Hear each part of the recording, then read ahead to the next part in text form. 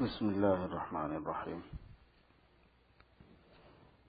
بزرگوں کے، اللہ والوں کے واقعات یہ سنائے جا رہے تھے۔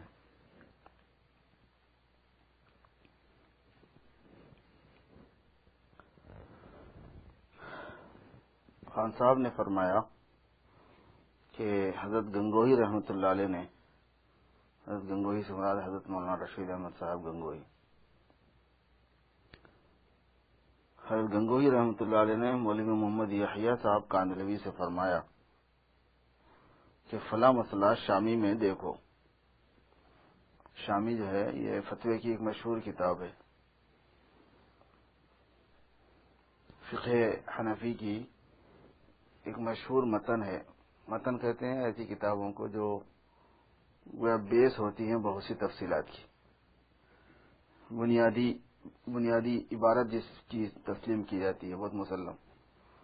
تو در مختار ہے متن فقہ حنفی کا بہت مشہور، یعنی فتوے وغیرہ کے اندر اس کی حیثیت بہت مسلم ہے۔ در مختار علاء الدین حسکفی کی، اس کی شرح ہے رد المختار۔ در مختار کے معنی آتے ہیں پسندیدہ چنا ہوا موتی، رد المختار کے معنی آتے ہیں حیرت زدہ کا جواب، جو آدمی حیرت میں کچھ سمجھ میں نہیں آ رہا اس کا جواب۔ یہ ہماری فقہ حنفی کے فتووں کی مشہور کتاب ہے رد المختار، علامہ ابن عابدین شامی کی ہے۔ تو رد المختار کو شامی بولتے ہیں۔ ہمارے مفتی حضرات کو اسی سے زیادہ کام لینا پڑتا ہے۔ فتوے کے حوالے کی کتاب ہے وہ، فتووں کا جس میں ریفرنس دیا جاتا ہے، اس میں ہے تو اور ماشاءاللہ سے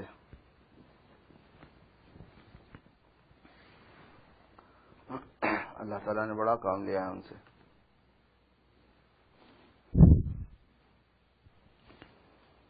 تو حضرت گنگوہی رحمۃ اللہ علیہ نے مولانا یحییٰ صاحب سے فرمایا کہ فلاں مسئلہ شامی میں دیکھو۔ مولوی صاحب نے عرض کیا کہ حضرت وہ مسئلہ شامی میں تو ہے نہیں۔ مولوی یحییٰ صاحب نے فرمایا کہ یہ کیسے ہو سکتا ہے؟ لاؤ شامی اٹھا لاؤ۔ شامی لائی گئی، کئی جلدیں موٹی موٹی۔ حضرت اس وقت آنکھوں سے معذور ہو چکے تھے، حضرت گنگوہی رحمۃ اللہ علیہ کی بینائی جا چکی تھی، آخر عمر میں ان کی آنکھوں میں موتی آ گیا تھا، جس کی وجہ سے ان کی بینائی ختم ہو گئی تھی۔ تو ڈاکٹروں نے آپریشن کا مشورہ دیا تھا، آپریشن سے ٹھیک ہو جائے گا۔ یہ اس زمانے میں ذرا علاج معالجہ میں اتنی ترقی نہیں تھی جتنی اس وقت ہے سرجری وغیرہ میں۔ تو ڈاکٹر نے بتایا تھا کہ کچھ دنوں تک آپ کو اشارے سے نماز پڑھنی پڑے گی، کیونکہ پہلے آنکھ کے آپریشن میں یہ بات تھی کہ آپ آنکھ کو ہلا نہیں سکتے تھے، حرکت نہیں دے سکتے تھے، لمبا چوڑا کام تھا۔ تو گنگوہی رحمۃ اللہ علیہ نے فرمایا کہ بھائی میں آپریشن ہی نہیں کرا تھا۔ بڑے موقع سے تو اللہ تبارک و تعالیٰ نے ایک مہمان دیا ہے، یہ تھوڑے میں اس کو واپس بھیج دوں گا، یہ فرمایا تھا۔ مہمان دیا کا مطلب یہ ہوتا ہے کہ حدیث شریف میں آتا ہے کہ اگر کسی کی میں بینائی ختم کر دوں اور وہ اس پر صبر کر لے تو میرے پاس اس کا بدلہ جنت سے کم نہیں ہے، حدیث شریف ہے یہ۔ تو حضرت گنگوہی نے فرمایا کہ بھائی بیٹھے بٹھائے ایک مہمان مجھے مل گیا جنت کا ذخیرہ، میں علاج نہیں کرواتا اس کا۔ ایسے عجیب لوگ تھے، ایسا ذوق تھا لوگوں کا۔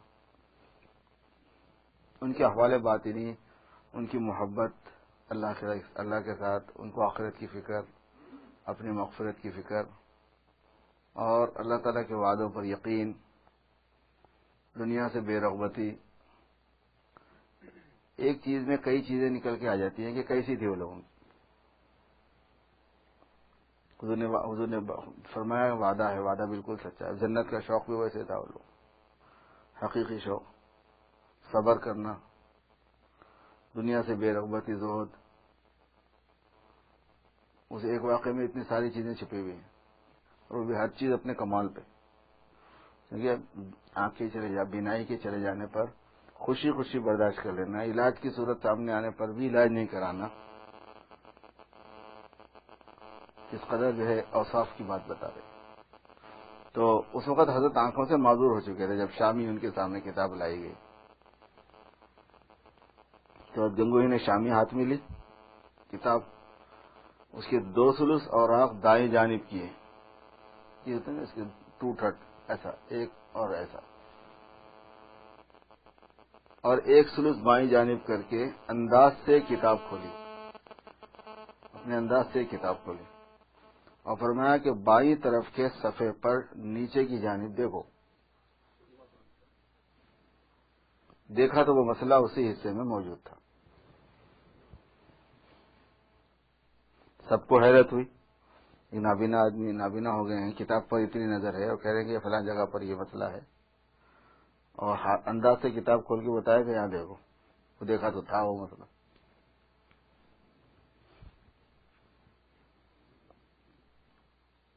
سب کو حیرت ہوئی. حضرت نے فرمایا کہ حق تعالیٰ نے مجھ سے وعدہ فرمایا ہے کہ میری زبان سے غلط نہیں نکلوائے گا. حضرت گنگوہی کو جو قطب الارشاد بولتے ہیں نا علماء، اس کی ایک خاص وجہ ایسی ہی ہے. قطب الارشاد جو ہے وہ غلط نہیں بولتا. تو حضرت مولانا گنگوہی رحمۃ اللہ علیہ اس مرتبے کے بزرگ تھے، اس پائے کے بزرگ تھے. ایسے صاحب کشف و کرامات تھے. اب یہ کشفی کی تو بات ہے، نابینا آدمی کتاب کھول کے حوالہ دکھا رہا ہے. اور پھر یہ ہے کہ جھوٹ کیوں بولیں گے؟ اتنی بڑی بات اللہ تعالیٰ کی طرف جھوٹ منسوخ کرنا کھیل تماشا ہے کوئی؟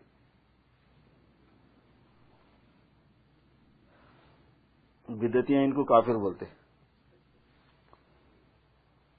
ایک میر کو، ایک پیر کو، ایک کتابوں کے پڑھنے سے اندازہ ہوتا ہے کہ کس پائے کے یہ اللہ والے تھے، کس پائے کے بزرگ تھے. اور جو بزرگوں کی عقیدت کا دم بننے والے ہیں وہ بزرگوں کو کافر بولتے ہیں. اس لیے ان کی قسمت میں محرومی ہے، کیونکہ بزرگوں کے ساتھ بے ادبی بدتمیزی کرنے کے بعد محرومی ہوتی ہے. چنانچہ آپ دیکھیں گے کہ بدعتیوں سے کوئی کام نہیں ہوتا، دین کا کوئی کام نہیں ہوتا. دین کی حفاظت کا، دین کی اشاعت کا، دین کے پھیلانے کا، دین کے سلسلے میں کوئی لٹریچر ان کی طرف سے، ان کو اس چیز سے فرصت نہیں ہے اللہ والوں کو گالیاں دینے سے. دین کا کام کیا ہوگا؟ پھر لوگوں کا مال لوٹ لینا، بیوقوف بنا کے ان کا پیسہ کھا جانا، یہی ہوتا ہے. وہ ان کا دین بھی لوٹ لیتے ہیں، ان کی دنیا بھی لوٹ لیتے ہیں. کیونکہ ایک بات تو ان کے دماغ میں ہے کہ اللہ والوں کا احترام ہونا چاہیے، لیکن یہ نہیں ہے کہ ہم جن کی بے احترامی کر رہے ہیں وہ کتنے بڑے اللہ والے تھے. اور خود تحقیق بھی نہیں کرتے، ان سے سنا الٹا پلٹا لگا دی بات. بھائی جس کے اوپر آپ اتنا بڑا حکم لگا رہے ہیں اس کے حالات زندگی کی تحقیق کرتے، اس کا تقویٰ دیکھتے، اس کی دینداری دیکھتے.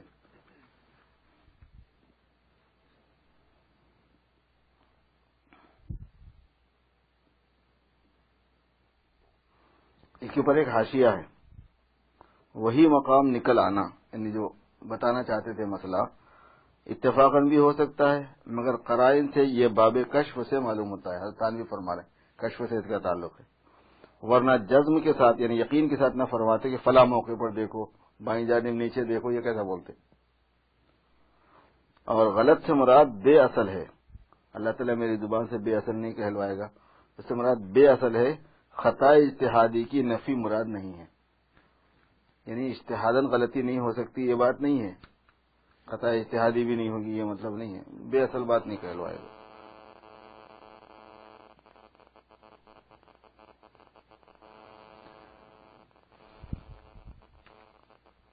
جو واقعی اللہ والے ہیں ان کی جتنی خوش عقیدگی اور احترام دل میں آئے گا اتنا زیادہ فیض بھی آئے گا،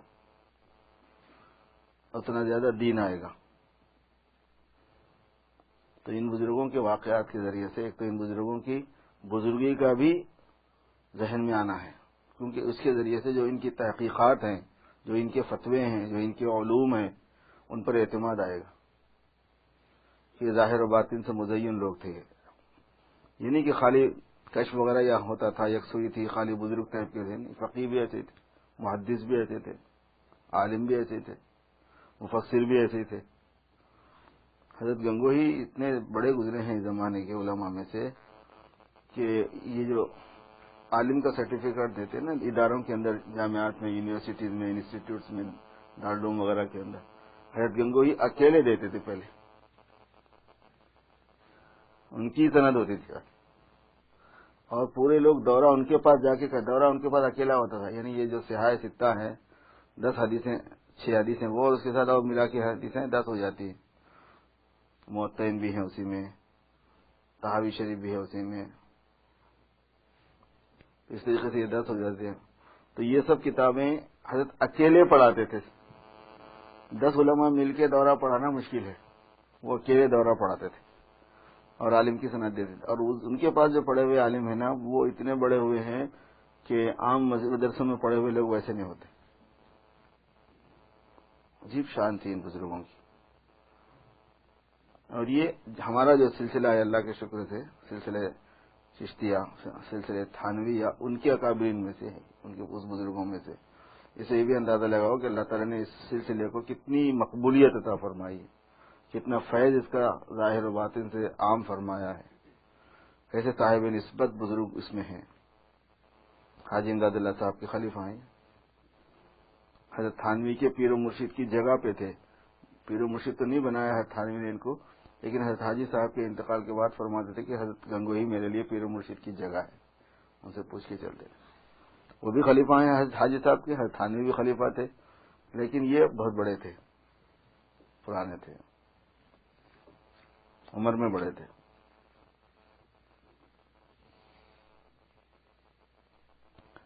خان صاحب نے فرمایا کہ نواب لطف علی خان رئیس چھتاری بیمار ہوئے اور مجمع ماں ایک ہمراہی کی دعا کرانے کے لیے پہلے دیوبند پہنچا.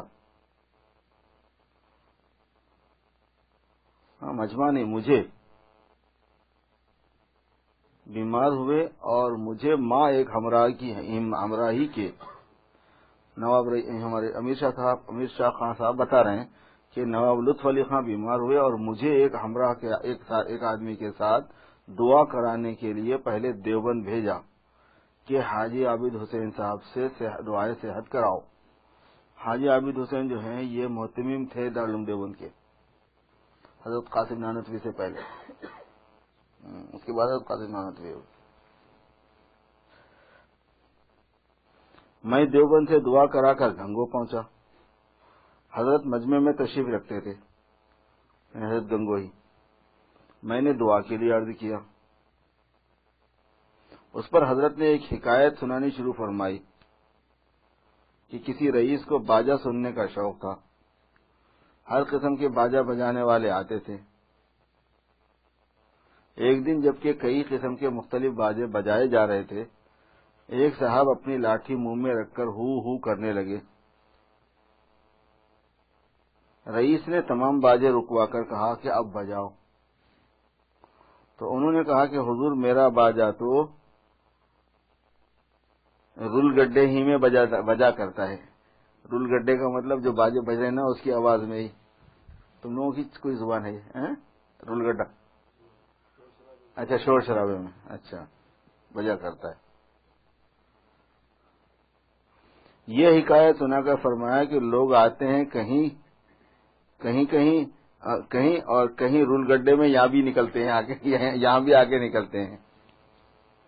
دیوبند گئے تھے نا دعا کرانے وہاں، وہ بول رہے ہیں حضرت گنگوہی کشف سے پہچان لیا گیا وہاں تھا، ادھر کا چکر لگا رہا. میرے پاس کیا رکھا ہے، یہ پھر میرے پاس کیا رکھا ہے.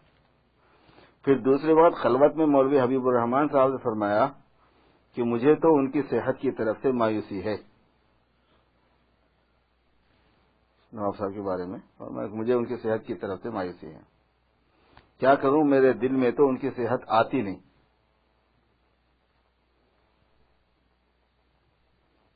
میں یعنی خان صاحب کہہ رہے ہیں کہ واپس ہو گیا، یہاں تک کہ شعبان آ گیا اور مدارس کو چھٹی ہو گئی.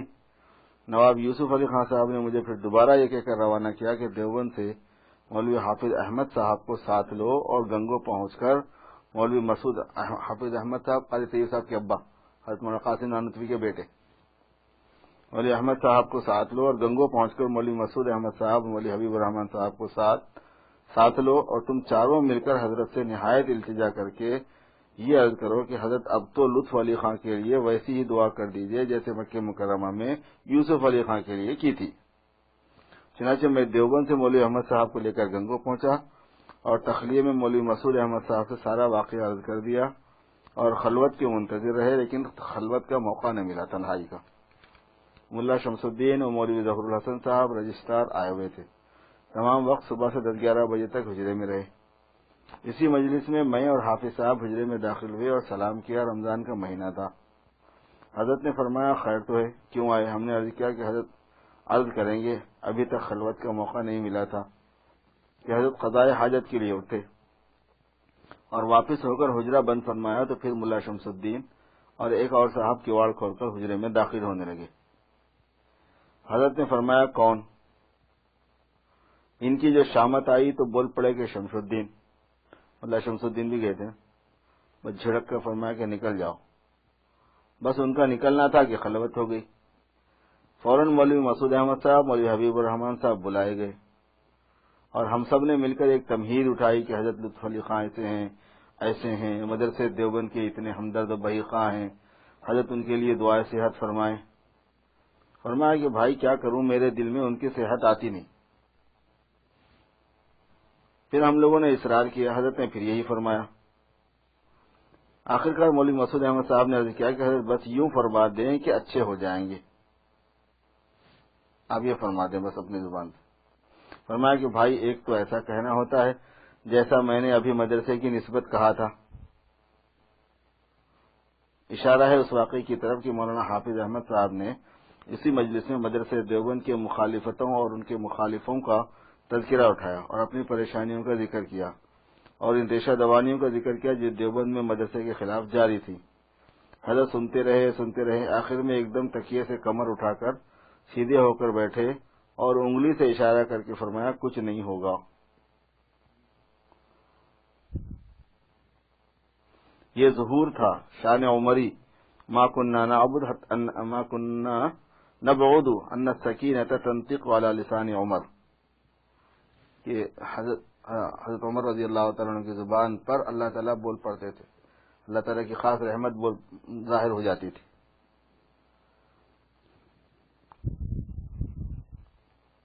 ایک تو فرمایا کہ ایک کہنا تو ایسا ہے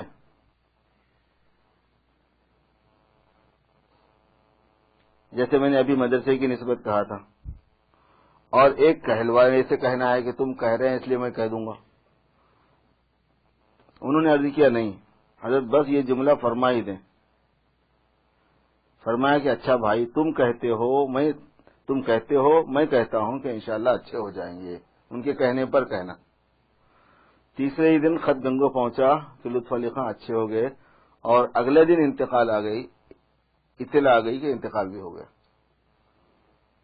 تم کہتے ہو تو میں کہتا ہوں اچھے ہو گئے۔ خان صاحب نے فرمایا کہ حضرت گنگوئی رحمۃ اللہ علیہ نے فرمایا کہ مکاشفات کی 3 قسمیں ہیں۔ کشف جو ہوتا ہے ایک تحت تکوین، اس میں کافر اور مسلم برابر ہیں۔ کشف جو ہے نا غیر مسلم کو بھی ہوتا ہے، کیونکہ اس کا تعلق بزرگی سے نہیں ہے، اس کا تعلق مشق سے ہے، یکسوئی سے ہے کہ دماغ ایک طرف ہے، اس کی وجہ سے حالات کھل جاتے ہیں۔ تو تحت تکوین جو مکاشفات ہیں اس میں کافر اور مسلم برابر ہیں۔ ایک لوح محفوظ سے ہے کہ جو لوح محفوظ میں لکھا ہے اس کے حساب سے کشف ہونا، یہ خالص مسلمانوں کے لیے، مگر اس کے لیے ہے یمحو اللہ ما یشاء ویثبت وعندہ ام الکتاب۔ اور ایک خالص علم اللہ سے ایک کشف یہ بھی ہوتا ہے، یہ مخصوص ہے انبیاء علیہ الصلوۃ والسلام کے لیے۔ پہلے 2 میں کشفی غلطی کا احتمال ہے اور تیسرے میں احتمال نہیں ہے، امکان نہیں ہے، کیونکہ پہلے 2 میں زمان و مکان کی تعیین تخمین سے ہو سکتی ہے، مگر علم الہی میں ماضی و حال اور استقبال برابر ہیں، اس لیے انبیاء علیہ السلام کے علوم غلطی سے پاک ہیں۔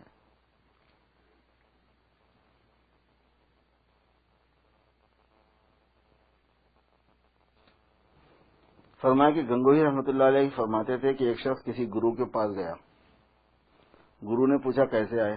کہا چیلا بننے آیا ہوں، مجھے اپنا چیلا بنا لو۔ گرو نے کہا کہ چیلا بننا بہت مشکل ہے، تو اس نے کہا گرو ہی بنا دو، اور گرو بننا آسان ہے۔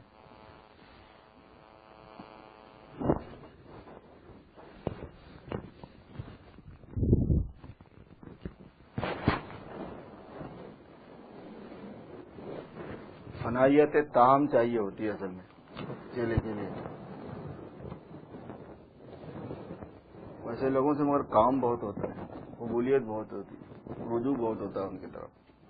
جو چیلا واقعی بن جاتا ہے، نہیں جس کو واقعی مرید بننا آ جائے،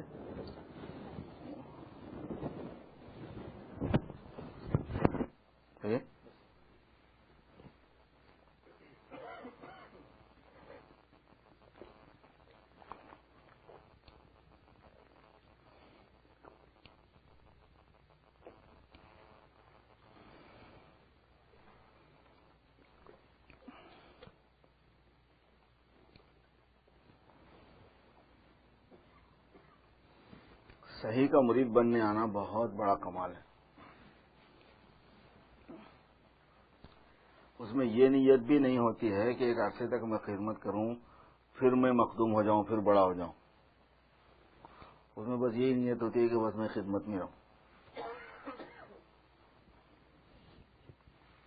اور فنا پوری طرح، اور مرضی کا فنا۔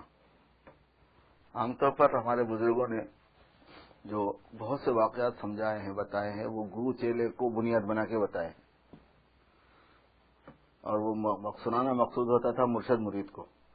عام طور پر گرو چیلا جو ہے نا غیر مسلموں کی اصطلاح ہے، یعنی ان کے صوفیہ اور ان کے مریدین کو گرو چیلا بولتے ہیں، اور اسلام کے اندر جو ہے نا وہ شیخ اور مرید کی اصطلاح زیادہ چلتی ہے۔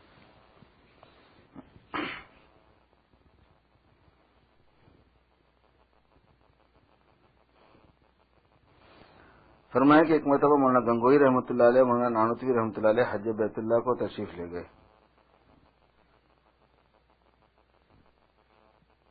مولانا گنگوئی کا تو قدم قدم پر انتظام، وہ انتظامی مزاج کے بہت تھے۔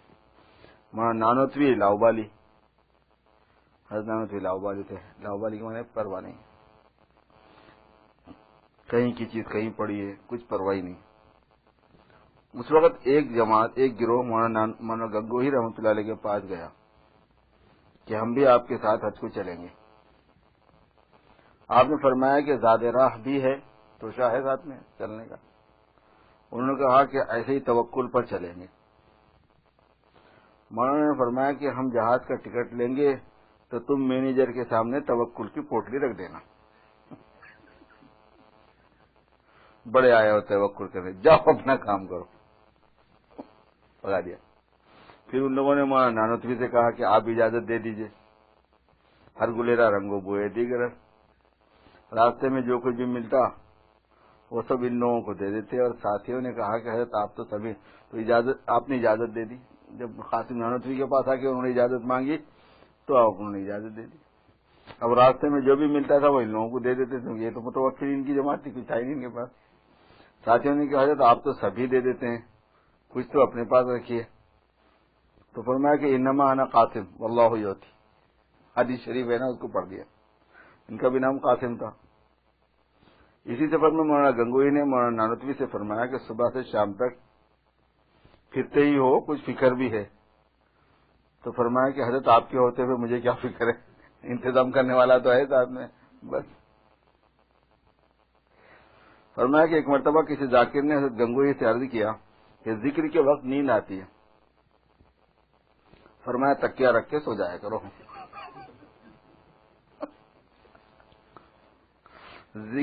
ذکر پھر کر لیا کرو، نیند کا علاج سوائے سونے کی اور کچھ نہیں ہے۔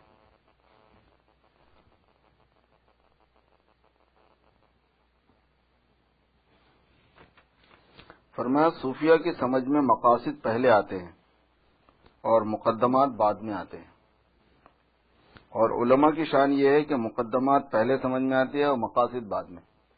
کاموں کی، باتوں کی جو اصل غرض ہے وہ صوفیہ کو پہلے سمجھ میں آتی ہے کہ مقصد یہ ہے، اور اس مقصد تک جانے کے جو راستے ہیں وہ بعد میں۔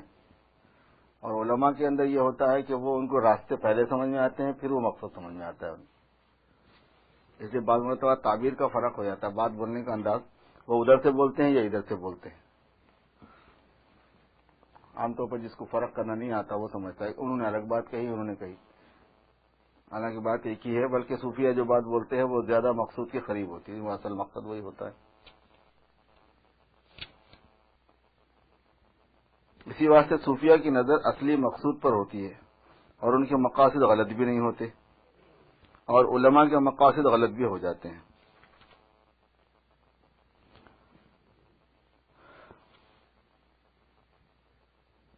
مرنے کے بعد روح کے بدن سے تعلق کی مثال.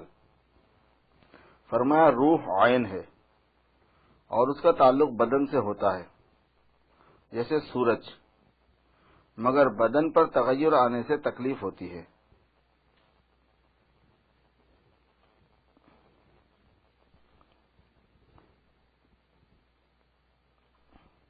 روح کا بدن سے تعلق ایسا ہے کہ اگر روح بدن سے الگ ہو جائے تو اس کا کچھ نقصان نہیں ہوتا بدن کی تاثر کی وجہ سے. صرف یہ ہے کہ بدن میں تغیر اور تبدیلی آنے کی وجہ سے روح کو تکلیف ہوتی ہے تھوڑی سی. فرمایا اس کی مثال حضرت مولانا یعقوب صاحب رحمۃ اللہ علیہ نے اس طرح فرمائی کہ اس کی مثال ایسی ہے جیسے کہ کسی شخص کی لوئی اتار کر جلا دی جائے. رضائی، سردی کے زمانے میں کسی نے اس کی رضائی کھینچ لی اور اس کو جلا دیا، تو ظاہر ہے کہ رضائی آدمی سے بالکل غیر چیز ہے، مگر یہ کہ اس کی ہے بلکہ جو اس کا لگاؤ تھا اس سے جو تکلیف ہوتی ہے وہ بدن کو تکلیف ہونے سے، اس پر تغیر سے ایسی تکلیف روح کو ہوتی ہے الگ ہونے کے بعد. تو آگ تو اس شخص کو نہ لگے گی مگر دل میں ایک کوفت ہوگی. ایسے ہی جب بدن کو تغیر ہو تو روح کو تکلیف ہوتی ہے.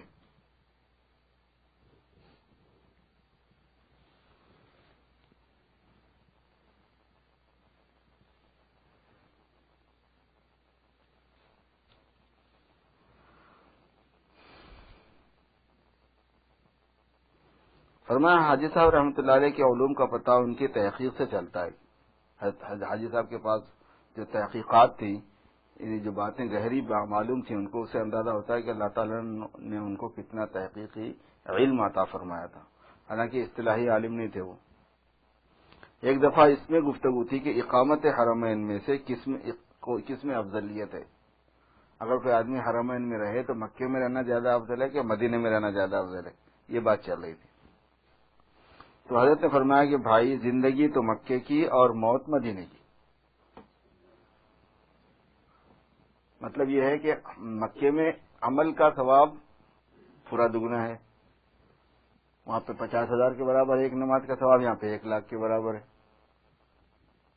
تو فرمایا کہ زندگی تو مکے کی، اور ظاہر ہے کہ مدینے کی موت.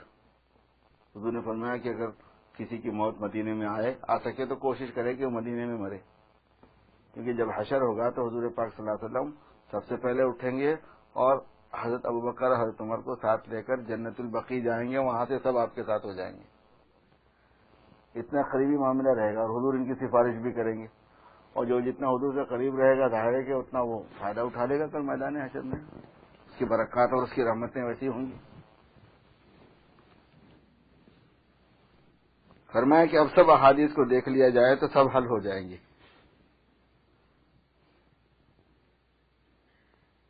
مولانا قاسم صاحب رحمۃ اللہ علیہ آب حیات حضرت کو سناتے تھے، جو بہت مشکل کتاب ہے، حضرت قاسم نانوتوی کی کتاب. حضرت رحمۃ اللہ علیہ اس کو سنتے تھے اور کسی جگہ اصلاح بھی فرما دیتے تھے حضرت قاسم نانوتوی کی کتاب کی. مولانا قاسم صاحب رحمۃ اللہ علیہ فرمایا کرتے تھے کہ ہماری معلومات زیادہ ہیں اور حضرت کے علوم زیادہ ہیں. اس کی مثال یہ فرماتے تھے کہ ایک شخص کی قوت ابصار دیکھنے کی قوت بہت قوی ہے، گو تھوڑے شہروں کو دیکھا ہے، اور ایک نے بہت شہروں کو دیکھا ہے مگر نظر چریائی بھی ہے. مولانا قاسم صاحب رحمۃ اللہ علیہ فرماتے تھے کہ لوگ حاجی صاحب رحمۃ اللہ علیہ کی کرامت کی وجہ سے عاشق ہیں اور میں ان کے علم کی وجہ سے عاشق ہوں. ایک دفعہ تھانہ بھون میں سب حضرات جمع تھے. حضرت رحمۃ اللہ علیہ نے مولانا قاسم صاحب سے فرمایا کہ بھائی اور سب اپنے حالات بیان کرتے ہیں، تم بھی کچھ بیان کرو۔ مولانا نے فرمایا کہ حضرت مجھ سے تو کچھ نہیں ہوتا، قاسم نانوتوی نے فرمایا کوئی وظیفہ پورا نہیں ہوتا، جب کچھ کرنے بیٹھتا ہوں تو ثقل معلوم ہوتا ہے، بوجھ معلوم ہوتا ہے، اسی واسطے کچھ نہیں ہوتا۔ فرمایا الحمدللہ کہ تم کو علوم نبوت سے مناسبت ہوگی اور یہ دولت ملنے والی ہے، کچھ غم نہ کرو۔ یہ علوم تھے حضرت حاجی صاحب رحمۃ اللہ علیہ کے۔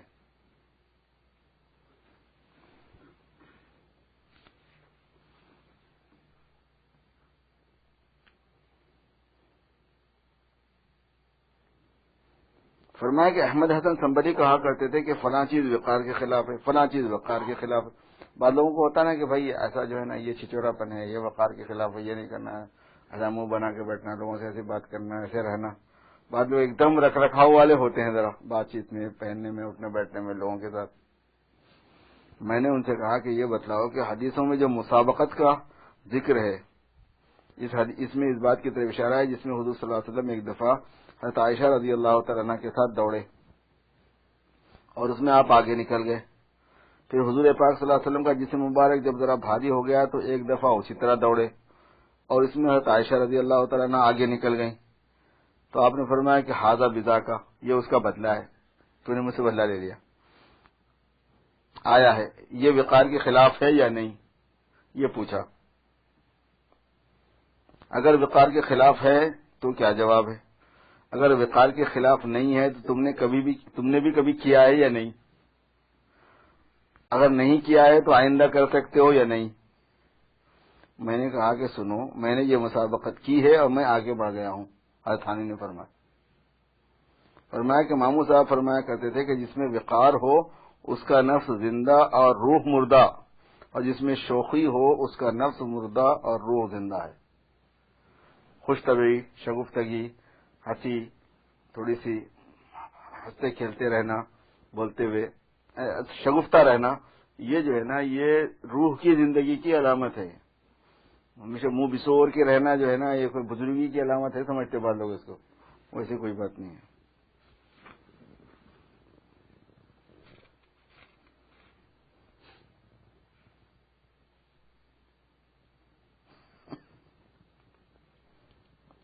فرمایا مولانا گنگوئی رحمۃ اللہ علیہ کا ایک فتویٰ کانپور میں دیکھا تھا جس میں کسی نے دریافت کیا تھا کہ تحنیک کرنا بچے کا یہ کیا ہے؟ تحنیک سمجھتے ہو نا، جب بچہ پیدا ہوتا ہے تو تھوڑا سا چھوارا چبا کے اس کے ذریعے سے اور اس کے حلق میں لگا دیتے ہیں، تالو میں لگا دیتے ہیں، وہ بیچارہ چوس چوس کے حلق میں اتار لیتا ہے۔ نہیں تو اور اگر چھوارا اس زمانے میں چابنے میں ذرا مسئلہ یہ ہوتا ہے تو تھوڑا سا لعاب لگا کے انگلی کو شہد میں انگلی ڈبو کے وہ انگلی اس کی تالو میں لگا دیتے ہیں بچے کے، اس کو تحنیک کہتے ہیں۔ بچہ جب پیدا ہو تو کسی متبع سنت پرہیزگار سے تھوڑا سا چھوارا چبوا کر بچے کے منہ میں تالو پر ذرا سا لگا دیتے ہیں۔ تو یہ حضرت گنگوئی سے پوچھا کہ یہ کیا ہے؟ تو جواب میں فرمایا کہ اگر کوئی متبع سنت ہے اس سے کروایا تو مسنون ہے، ورنہ بدعت ہے کہ تھوک چاٹنے سے کیا فائدہ۔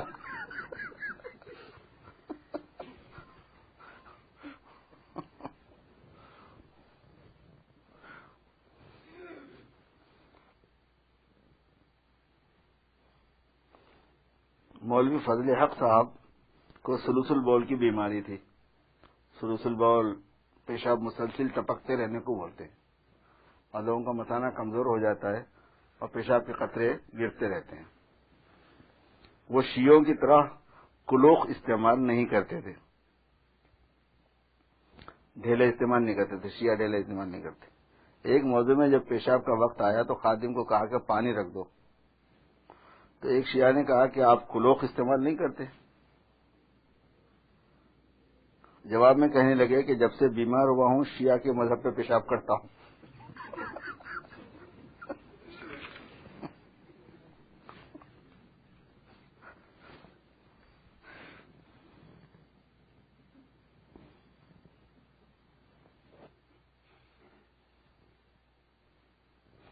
فرمایا کہ مطبوع ہونے میں بڑے فساد ہیں، متبوع کا مطلب ہوتا ہے بڑے بن جانا اور لوگ ان کی بات ماننے لگ جانا. متبوع ہونے میں بڑے فساد ہیں. تابع ہونا اچھا ہے، آدمی کسی کا تابع بن کے عافیت سے چلتا رہتا ہے. اور متبوع ہونے میں دینی بھی نقصان ہے، دنیاوی بھی نقصان ہے. مولانا رحمۃ اللہ علیہ نے دنیاوی نقصان کی طرف اشارہ اس میں کیا ہے. خشم آؤ، چشم آؤ، رشک آ، لوگوں کی حسد، جلیسی، مخالفتیں، ان سب چیزوں کا چکر رہتا ہے، دنیاوی نقصان.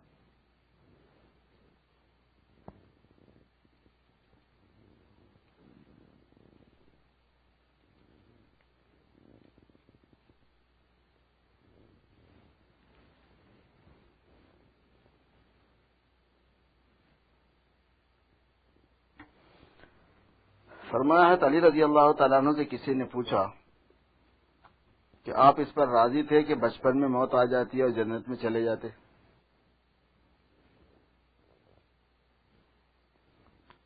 یا اس پر کہ بڑے ہو کر مرتے اور جان خطرے میں ڈال دی جاتی کہ جنت ملے گی یا جہنم. یہ ان سے پوچھا کہ اگر آپ کو اختیار دیا جائے تو آپ کیا کرتے؟ فرمایا کہ بڑے ہو کر مرنے کو پسند کرتا، کیونکہ معرفت الہی کی نعمت بچپن میں نہیں ملتی. عقل ناقص رہتی ہے نا، عقل میں پختگی نہیں ہوتی، عقل میں کمال نہیں ہوتا، تو اللہ تعالیٰ کی معرفت ہی نہیں. تو جنت میں جائے گا لیکن معرفت ہی نہیں، اس نعمت سے محروم رہتا ہے اگر بچپن میں مر جاتا. اب یہ تو ملی، آگے اللہ تعالیٰ جہاں چاہے بھیجے. معرفت اتنی بڑی دولت ہے.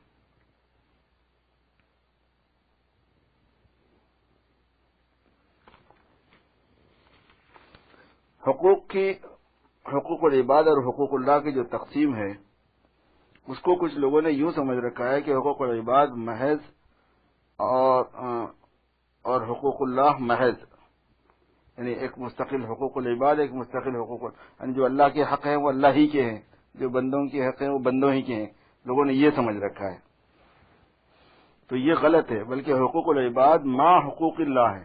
جو بندوں کا حق اللہ نے رکھا ہے وہ اللہ کا حق بھی ہے کہ اللہ ہی نے تو رکھا ہے نا. وہ حق بندوں کے جو حقوق ہیں، ماں کے، باپ کے، اولاد کے، میاں بیوی کے، جو بندوں کے جو حقوق ہیں وہ حقوق اللہ بھی ہیں. وہ عام طور پر یہ تقسیم ہوتی ذہنوں میں کہ نماز ہے، روزہ ہے، حج ہے، یہ حقوق اللہ ہے، اللہ تعالیٰ کے حق ہیں، ان کا بندوں سے تعلق نہیں ہے. جو بندوں کے حق ہیں وہ صرف بندوں کے ہیں، ان کا اللہ سے کوئی تعلق نہیں. تو کہیں گے ایسی بات نہیں ہے، جو حقوق العباد ہے وہ حقوق اللہ بھی ہیں. حقوق العباد میں حقوق اللہ اس واسطے ہیں کہ ہر حق العبد میں، ہر بندے کے حق میں اللہ تعالیٰ کی طرف سے نہیں بھی ہوتی ہے. نہیں مانے ممانعت، ایسا نہ کرو، اس کو ضائع نہ کرو، اور اس نہیں میں اللہ تعالیٰ کی اذاعت ہے. تو اب یہاں سے معلوم ہو گیا کہ حق العبد میں صرف عبد کے معاف کرنے سے معافی نہ ہوگی. اب وہاں سے ایک مسئلہ نکال رہے ہیں. کسی بیوی نے میاں کا حق ادا نہیں کیا، اب میاں سے معافی مانگ لی. میاں نے بیوی کا حق ادا نہیں کیا، بیوی سے معافی مانگ لی. اولاد نے ماں کا حق ادا نہیں کیا، ماں سے پھر معافی مانگ لی یا باپ سے معافی مانگ لی. تو حق العبد میں صرف عبد کے معاف کرنے سے معافی نہیں ہوں گی. کتنے علم کی بات نکل آئی، کام کی بات نکل آئی. بلکہ توبہ بھی کرے، کیونکہ اللہ تعالیٰ کا حق باقی ہے. کسی مخلوق کے اور بندوں کے حقوق میں سے اگر کسی حق کو ضائع کیا تو مخلوق سے بھی معافی چاہے، پھر اللہ سے بھی معافی چاہے، کیونکہ اللہ تعالیٰ کا جو حکم تھا وہ پورا نہیں ہوا. اور اس سے حدود کا کفارہ نہ ہونا بھی معلوم ہو گیا. یہ ایک مسئلہ ہے فقہی، حدود کفارہ ہے یا نہیں ہے. سزا اگر کسی کو دے دی جائے تو آیا اس کے ذمہ پھر توبہ کرنا ہے یا نہیں ہے. ایک آدمی نے چوری کی، اس کا ہاتھ وہ پکڑا گیا، اس کا ہاتھ کاٹ دیا گیا. تو یہ جو ہاتھ کاٹا گیا یہ بس ہے یا اس کے ذمہ توبہ بھی ہے گناہ کی؟ ایک مسئلہ ہے یہ. تو فقہ حنفی میں یہ ہے کہ توبہ بھی ہے. وہ بات بھی حل ہو گئی بول رہے. اور یہ اس حق میں ہے جو حقوق العباد ہوں، کیونکہ حد تو حق العبد کے لیے ہوگی، اور حق اللہ کے ضائع کرنے کی وجہ سے توبہ کرنی چاہیے، پھر یہ نزاع لفظی ہوگا. فرمایا کہ محض حقوق اللہ میں حدود کا کفارہ نہ ہونا، اس میں اس میں بھی میری سمجھ میں نزاع لفظی ہے، مگر پہلے ایک بات سمجھ لی جائے، لمبی پھر وہ حدود جو ہے ان کی حیثیت کیا ہے، سزاؤں کی حیثیت کیا ہے، وہ کفارہ ہے نہیں ہے، ایک علمی بحث ہے، اس کو سمجھایا ہے بہت کام سے۔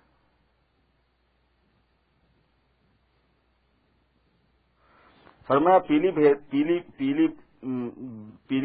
ایک جگہ کا نام ہے، پیلی بھیت۔ ایک دفعہ جانا ہوا، وہاں ایک بزرگ تھے جو بالکل ناخواندہ تھے، پڑھے ہوئے نہیں تھے، ان کی خدمت میں حاضر ہوا تو میں نے کہا کہ حضرت کوئی ایسی شے فرمائیں جس سے حق تعالیٰ کی محبت ہو جائے۔ انہوں نے کہا ان بزرگ سے کہ کوئی ایسی بات بولے جس سے اللہ تعالیٰ کی محبت ہو جائے۔ انہوں نے فرمایا کہ دونوں ہاتھ رگڑو۔ میں نے تھوڑی رگڑے تو فرمایا کچھ گرمی بھی پیدا ہوئی؟ میں نے کہا جی ہاں۔ فرمایا بس ایسے ہی رگڑتے جاؤ گرمی پیدا ہو جائے گی۔ اللہ تعالیٰ کی طرف کوشش کرتے رہو، جدوجہد کرتے رہو، اللہ تعالیٰ کی معرفت محبت ہو جائے گی۔ سبحان اللہ۔ یہ حضرات انبیاء کی مشابہ ہیں کہ نظری کو نہ صرف بدی ہی بلکہ محسوس کرا کے بتلا دیا۔ کتنا بڑا سوال تھا اور کس طرح سمجھایا۔ انہی بزرگ کی نسبت فرمایا کہ یہ بزرگ ایک دفعہ کانپور تشریف لے گئے تو ہمارے مدرسے میں بھی تشریف لائے۔ حضرت تھانی رحمۃ اللہ علیہ پہلے کانپور میں پڑھاتے تھے، گھر سے تک 14 سال پڑھائے وہاں پہ، ہمارے مدرسے میں بھی تشریف لائے۔ میں نے عرض کیا کہ حضرت اور مدارس کا تو ظاہری کچھ آمدنی کا انتظام ہے، مگر یہاں محض توکل پر معاملہ ہے، اس لیے اس مدرسے کے لیے دعا فرما دیں۔ تو فرمایا کہ زمین کس چیز پر ہے؟ میں نے کہا نصوص میں تو نہیں، حدیثوں میں تو نہیں ہے کہ زمین کس پر ہے، مگر ویسے مشہور ہے کہ بیل کے سینگ پر ہے، اور بیل مچھلی پر ہے، اور مچھلی ہوا پر ہے، اور ہوا قدرت پر ہے۔ یہ کتابوں کے اندر ہے، اس طرح سے لکھا ہوا، کوئی نصوص میں نہیں ہے، قرآن حدیث میں ایسے لکھا ہوا نہیں ہے، پرانی مثل مشہور ہے یہ۔ تو انہوں نے فرمایا کہ پھر یہ سب کارخانہ قدرت پر قائم ہے۔ معلوم ہوا کہ یہ کارخانہ پورا کس پہ قائم ہے؟ قدرت پر ہے۔ تو تمہارا مدرسہ قدرت پر قائم نہیں ہو سکتا، اور قدرت اس کو تھام نہیں سکتی، بس پھر ٹھیک ہے، اللہ کی قدرت پہ چھوڑو۔ اور جتنے دینی ادارے ہوتے ہیں تقریباً ان سب کا حساب کتاب ایسے ہی رہتا تھوڑا سا۔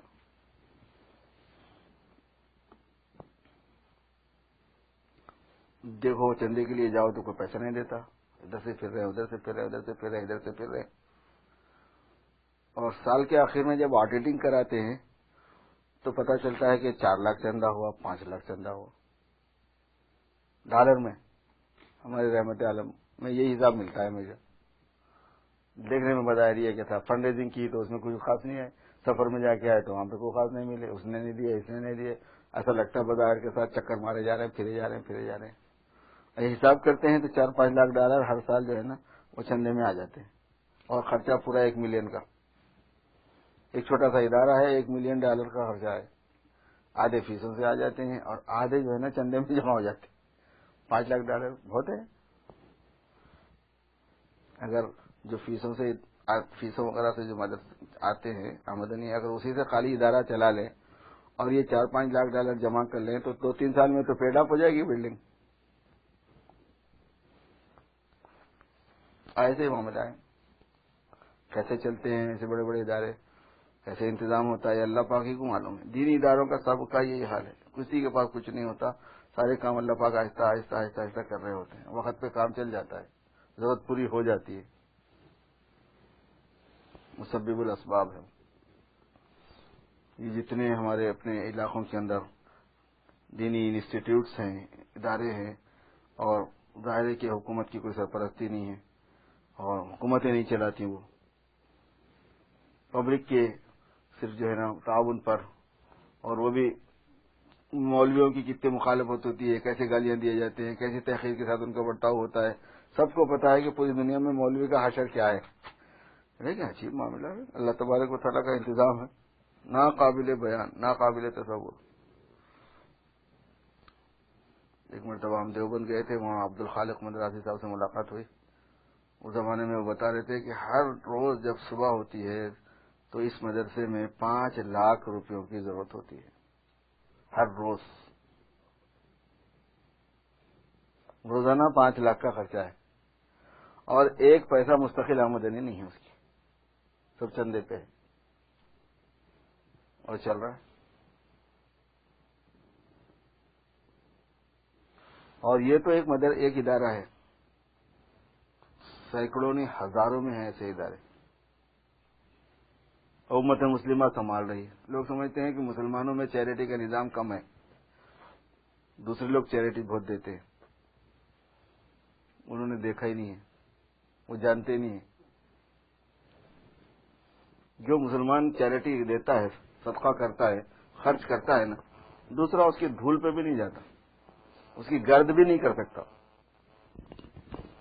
وہ ملینر ہے، بلینر ہے، اس نے 150 کا دے دیا، اور وہ بھی اپنے دوسرے اغراض کی خاطر ایک اس نے اپنا بنایا ہوا ہے کہ اتنے پیسے اس میں دوں گا، ہوتے وہ ہوشیاریاں کر کے اپنے پیسے بچانے کرنے کے کاموں کو یہ سمجھتے ہیں کہ بڑا کارنامہ ہے۔ امت مسلمہ جو دیتی ہے خیر کی مدات میں خرچ کرتی ہے، خرچ کرنے کی جگہوں پر، اس کا کوئی جواب نہیں۔ اللہ تعالیٰ نے بڑی توفیق دی ہے اس امت کو، بڑی بات توفیق امت ہے۔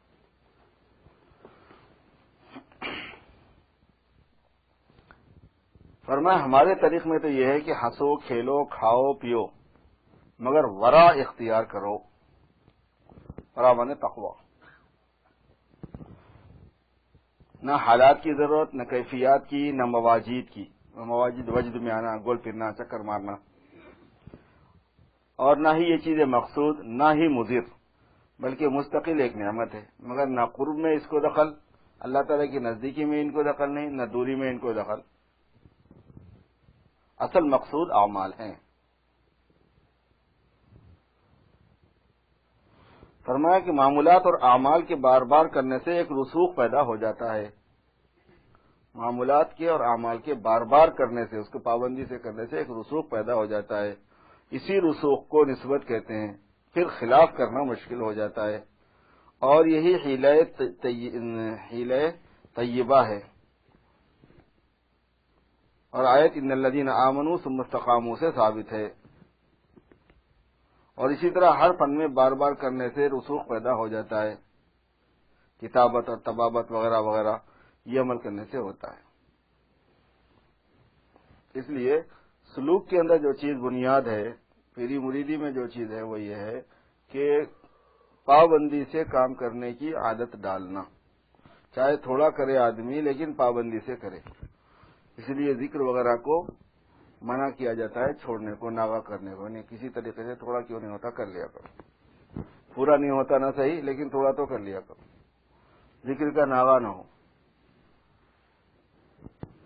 تسبیحات کا ناغہ نہ ہو، معمولات کا ناغہ نہ ہو، کیونکہ اصل اسی کی عادت ڈالنا ہے کہ اس کی پابندی ہو جائے، ناغے والی کیفیت نہ رہے۔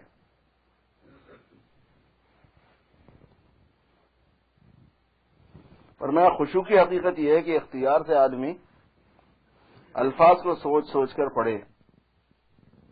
خشوع، نماز میں خشوع خضوع، نماز میں خشوع خضوع ہے نا، تو اس کا مطلب ہے کہ آدمی الفاظ کو سوچ سوچ کر اپنے اختیار سے پڑھے۔ اور اس کی ایک مثال ہے، اس مثال سے حقیقت زیادہ واضح ہو جائے گی، وہ یہ ہے کہ کسی شخص کو اگر کوئی صورت نئی نئی یاد ہو اور وہ اس صورت کو نماز میں امامت کی حالت میں پڑھے، خود ہی نہیں پڑھ رہا بلکہ امامت کرا رہا ہے، تو بہت خیال سے پڑھے گا یہ فلاں جگہ واو ہے، فلاں جگہ فا ہے، بس خشوع کے لیے اتنا کافی ہے، چاہے اور خیالات بھی آتے رہیں کچھ حرج نہیں ہے۔ بزرگان دین فن کے ماہر ہوتے ہیں، ان کو صحیح پتا ہے۔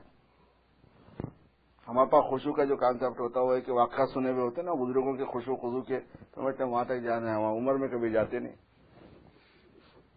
وہ احوال ہیں۔ وہ کہ علی رضی اللہ تعالیٰ عنہ ایسے گم ہو گئے کہ تیر ان کے پیر میں دھس گیا اور وہ نکل نہیں رہا تھا، کھینچنے سے اس کا پھل پھنس گیا تھا، سامنے کا حصہ مڑ کے ران میں، وہ بھی لوگوں نے کہا کہ جب یہ نماز پڑھنے لگے تو کھینچ لو، ان کو پتہ نہیں چلتا، چنانچہ جب نماز پڑھنے لگے تو لوگ آئے، ان کو اس کو پکڑ کے کھینچ لیا۔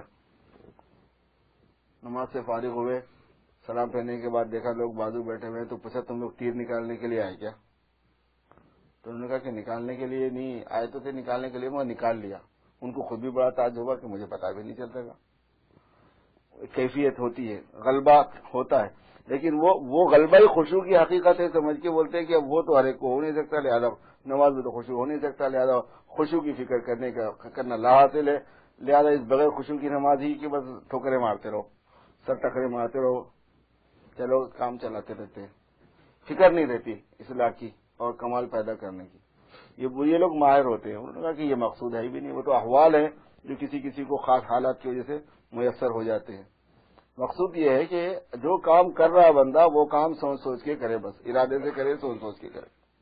اور فرمایا اس کی مثال ایسی ہے کہ جیسے کسی کو کوئی صورت کچی کچی یاد ہو، پکی یاد نہ ہو، اور وہ جب نماز میں امامت کرنے لگے تو کتنا دھیان سے سوچ سوچ کے پڑھتا ہے، بس وہی خشوع ہے۔ ایسے وقت میں اس کا دھیان ادھر ادھر کہیں نہیں جاتا، کیونکہ اس کو اپنی نماز پڑھانی ہے اور صورت صحیح یاد نہیں ہے، وسوسے خیالات کچھ نہیں رہتے وہاں پہ، وہی دماغ میں رہتا آدمی۔ اور باقی جو خیالات آتے ہیں کچھ حرج نہیں، کیونکہ باقی خیالات کو روکنا قدرت سے باہر ہے۔ اس کی وجہ یہ ہے کہ قوت فکریہ بیکار رہنا نہیں چاہتی۔ جو خیالات آتے رہتے ہیں نا، اس کی وجہ یہ ہے کہ قوت فکریہ بیکار رہنا نہیں چاہتی، وہ کام کرنا چاہتی ہے۔ تم نے اگر کام پہ لگا دیا تمہارا کام کرے گی، سننے کی بات ہے غور سے۔ قوت فکریہ کام کرنا چاہتی، تم نے اگر لگا دیا اپنے ارادے سے تو وہ کام کرتی رہے گی، اور اگر تم نے بیکار کر دیا تو خود کام تجویز کر لے گی، وہ خود ڈیسائیڈ کر لیتی ہے، اچھا ٹھیک ہے میں خود ہی اپنا کرتی ہوں کچھ۔ اور جب وہ کام کرے گی تو جو چیز اس کی طرف متوجہ ہوگی اس کے قریب قریب اور امور کی طرف بھی ملتفت ہوگی، مگر کچھ حرج نہیں، کیونکہ استحضار ہوگا، حضور نہ ہوگا، اور حضور اختیار سے باہر ہے۔ اس کی مثال یہ ہے جیسے تم ظاہری نظر کو ایک نقطے پر جمائے رکھو، اپنی آنکھوں کو ایک جگہ پر جما کے رکھو، جیسے اس کتاب پر جما دیا، تو اس نقطے کے ارد گرد کی چیزوں سے تم نظر کو روکنا چاہو تو بھی رکنا محال ہے، روک نہیں سکتے۔ ہرگز یہ نہیں ہو سکتا کہ وہ نقطہ تو نظر آئے اور علاوہ نقطے کی کوئی چیز نظر نہ آئے، کیونکہ ایک دیکھنا ہے اور ایک دیکھا جانا ہے، نظر آنا ہے۔ ایک آپ کا دیکھنا ہے اور ایک آپ جس چیز کو دیکھ رہے ہیں اس کو تو دیکھ رہے ہیں، باقیہ دکھ رہا ہے دوسرا کچھ اور۔ اسی طرح ایک حضور ہے، ایک استحضار ہے، بس اس کو خشوع کہتے ہیں، اور اسی کا آدمی مکلف ہے، اس سے زیادہ کا مکلف نہیں، یہی ذمہ داری میں ہے بس، کیونکہ تکلیف ملائطہ۔ اگر یہ خیال کرے کہ خشوع جب کامل ہوگا جبکہ اور کوئی خیال نہ آئے، تو اس کا نتیجہ یہ ہوگا کہ جب یہ حاصل نہ ہوگا تو تھک کر چھوڑ دے گا۔ اگر یہ سمجھے گا کہ خشوع اس کو نہیں بولتے، خشوع میں یہ ہے کہ کسی اور چیز کا خیال ہی نہ آئے، وہ حاصل ہوگا نہیں تو تھک کر چھوڑ دے گا، اور ایک عملی ضعف اس سے بڑھ کر ہوگا کہ عقیدہ بھی خراب ہوگا، اور شیطان یوں کہے گا کہ دیکھو اللہ میاں نے ایسے کام کا مکلف کیا ہے جو ہو ہی نہیں سکتا، اور ساتھ ہی یہ وعدہ بھی ہے لا یکلف اللہ نفسا۔ ہاں ایک حالت استغراق کی ہوتی ہے، اس میں اور خیال نہیں آتے، مگر وہ حالت ناقص ہے۔ استغراق ہو جانا وہ کوئی کمال کی حالت نہیں ہے، وہ ناقص ہے۔ اس کی دو دلیلیں ہیں، ایک یہ کہ اگر یہ حالت اچھی ہوتی تو حضور علیہ الصلوۃ والسلام کو ضرور حاصل ہوتی، مگر حالانکہ حضور علیہ الصلوۃ والسلام کو یہ حالت حاصل نہ تھی، کیونکہ اس حالت میں تو اور کچھ یاد نہیں آتا، اور حضور صلی اللہ علیہ وسلم کو نماز میں بچوں کے رونے کی آواز سنائی دیتی تھی، جس کی وجہ سے آپ نماز کو مختصر کر دیتے تھے، ہے نا، بچوں کے رونے کی آواز کی وجہ سے میں نماز کو مختصر کر دیتا ہوں۔ معلوم ہوا کہ یہ حالت استغراق کمال نہیں، کیونکہ کمال ہوتی تو حضور صلی اللہ علیہ وسلم کو ضرور حاصل ہوتا۔ دوسری دلیل یہ ہے، اور تفصیل وہی ہے اس دلیل کی، کہ حق تعالیٰ نے انسان کو مکلف پیدا کیا ہے، اور تکلیف اس میں ہے کہ ہوش اور کشاکشی میں اللہ تعالیٰ کی طرف رجوع اختیار کرے۔ استغراق کی مثال تو کلورا فارم کی سی ہے کہ سنگھا دیا اور اب کچھ پتہ ہی نہیں، اس کا اور طرف خیال نہ کرنا کوئی کمال نہیں۔ کمال تو یہ ہے کہ ہوش میں ہو اور آپریشن ہو رہا ہو اور کچھ پرواہ نہ کرے۔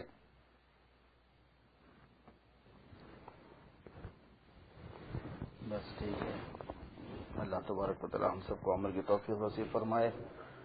ذکر کی پابندی نصیب فرمائے، نمازوں میں خشوع و خضوع نصیب فرمائے، توجہ سے، دھیان سے، کوشش کے ساتھ میں، یکسوئی کے ساتھ پڑھنے کی توفیق اللہ تبارک و تعالی سرفراز فرمائے، استقامت عطا فرمائے دین پر۔ ربنا ظلمنا انفسنا وان لم تغفر لنا وترحمنا لنكونن من الخاسرين اللهم انك عفو كريم تحب العفو فاعف عنا يا كريم ربنا هب لنا من ازواجنا وذرياتنا قرة اعين واجعلنا للمتقين اماما نسألك الصحة والعفة والأمانة وحسن الخلق ورضا بالقدر وصل وسلم وبارك على سيدنا ومولانا محمد وآله وأصحابه أجمعين برحمتك يا أرحم الراحمين.